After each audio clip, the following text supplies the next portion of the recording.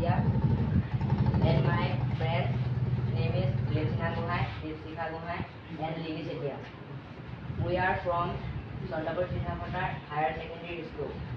Our project name is Stop Burning the Biodegradable Garbage and Convert them Biofertilizer.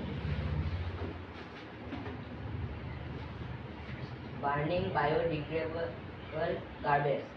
এয়া আমি ওচৰ পাজৰে দেখি থকা এটা কাৰ্য।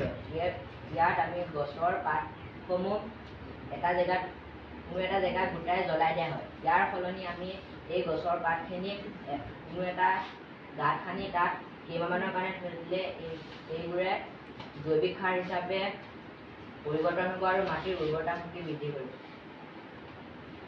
এয়া হৈছে আমাৰ ওচৰ পাজৰে দেখি থকা এনেকুৱা এটা কাৰ্য যিয়ে গছজোপা জীয়াই থকাত অতি কষ্টকৰ হৈ পৰিছে। ইয়াৰ ফলত মানুহে গছৰ পাতসমূহ গছৰ গুৰিত গোটাই পিনি জ্বলাই দিছে। এয়া আমাৰ ভাৰতৰ গুজৰাট পাঞ্জাৱত হোৱা এটা দৃশ্য। ইয়াত কৃষকসকলে নৰাসমূহ জ্বলাই দিছে। তাৰ ফলত বায়ু প্ৰদূষণ হৈছে আৰু মাটিৰ উৰ্বৰতা শক্তিটো কমি গৈছে দিনক দিনে। এয়াই একেই দৃশ্য।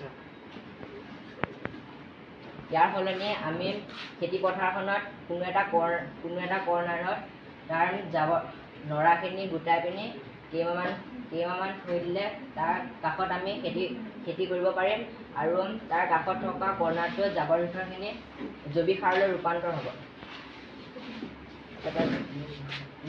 নেক্সট বছৰ আমি জাবৰ জোঁথৰখিনি এইটো কৰ্ণাৰত গোটাই থোৱাৰ পাছত ইয়াত থকা যোনখিনি জৈৱিক সাৰ উৎপন্ন হৈছিলে সেইখিনি খেতি পথাৰৰ লগত মিহলি হৈ পিনি মাটিৰ উৰ্বৰতা শক্তিটো বৃদ্ধি পায়।